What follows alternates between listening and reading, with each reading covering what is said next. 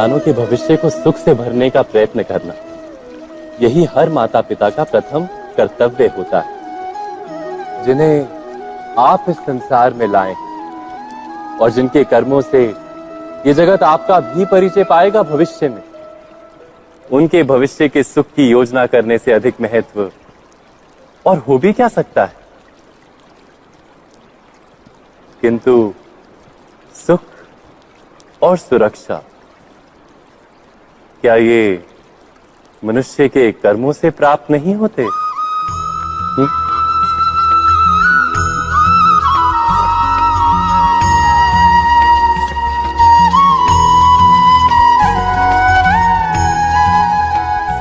माता पिता के दिए हुए अच्छे या बुरे संस्कार, उनकी दी हुई योग्य अथवा अयोग्य शिक्षा, क्या आज के सारे कर्मों का मूल नहीं?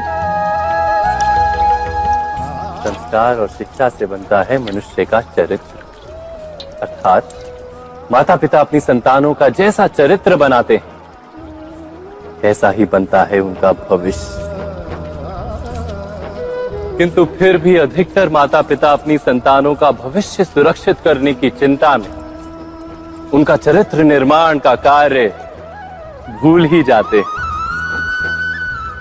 वस्तुतः जो माता पिता अपनी संतानों के भविष्य की चिंता करते हैं, उनकी संतानों को कोई लाभ नहीं होता। किंतु जो माता पिता अपने संतानों के भविष्य की नहीं, उनके चरित्र का निर्माण करते हैं, उन संतानों की प्रशस्ति समस्त संसार करता है। स्वयं विचार कीजिए।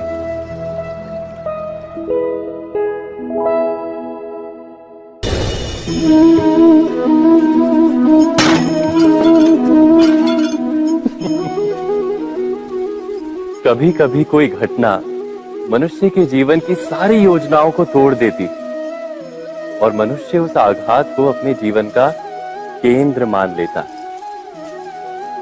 पर क्या भविष्य मनुष्य की योजनाओं के आधार पर निर्मित होते हैं? नहीं। जिस प्रकार किसी ऊंचे पर्वत पर सर्वप्रथम चढ़ने वाला उस पर्वत की तलाई में बैठकर जो योजना बनाता है, क्या वही योजना उसे उस पर्वत की चोटी तक पहुंचाती है? नहीं। वास्तव में वो जैसे जैसे ऊपर चढ़ता है, वैसे वैसे उसे नई नई चुनौतियां, नई नई विडंबनाएं, नए नए अवरोध मिलते हैं। प्रत्येक पद पर वो अपने अगले पद का निर्णय करता है। प्रत्येक पद पर उसे अपनी योजनाओं को बदलना पड़ता है। कहीं पुरानी योजना उसे खाई में ना ढकेल दे। वो पर्वत को अपने योग्य नहीं बना पाता, केवल स्वयं को पर्वत के योग्य बना सकता है। क्या जीवन के साथ भी ऐसा ही नहीं? जब मनुष्य जीवन में किसी एक चुनौती को, एक अवरोध को अपने जीवन का केंद्र मान लेता है, अपने जीवन की गति को ही रोक देता है, तो वो अपने जीवन में सफल नहीं बन पाता और ना ही सुख और शांति प्राप्त कर पाता। अर्थात जीवन को अपने योग्य बनाने के बदले स्वयं अपने को जीवन के योग्य बनाना ही सफलता और सुख का एकमात्र मार्ग नहीं?